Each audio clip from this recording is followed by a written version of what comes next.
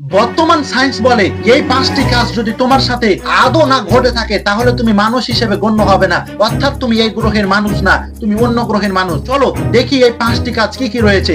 প্রথমে 5 নম্বরে রয়েছে, যখন তুমি জ্যাকেট পরো তখন তোমার ভেতরের টি শার্টের হাতটা কি উপরে উঠে যায়? মনে রাখবে, যদি না উঠে তাহলে তুমি এই গ্রহের না, অন্য গ্রহের। তারপরে হচ্ছে 2য় নম্বরে রয়েছে, মনে করো তুমি এক্সাম হলে বসে আছো, তুমি যা লিখতেছো তোমার পাশের বন্ধু তোমার কপি করতেছে। মনে করো তোমার এখন লেখা শেষ হয়ে গেছে, তুমি কি কখনো তোমার বন্ধুর জন্য ওয়েট করে থাকো? যদি না করো তাহলে মনে রাখবে তুমি এই গ্রহের না। মনে করো তুমি ঘুমাচ্ছ, আর ঘুমানোর সময় তোমার হাতে কোনো কারণবশত ব্লাড সার্কুলেশন বন্ধ হয়ে যাওয়ার কারণে হাত ঝিঝি করছে, অর্থাৎ অবশ হয়ে গেছে, তোমার এই হাতে আর শক্তি পাচ্ছ না, অর্থাৎ এনার্জি বলতে কিছুই নাই। এমনটা কি তোমার সাথে আদৌ ঘটেছে?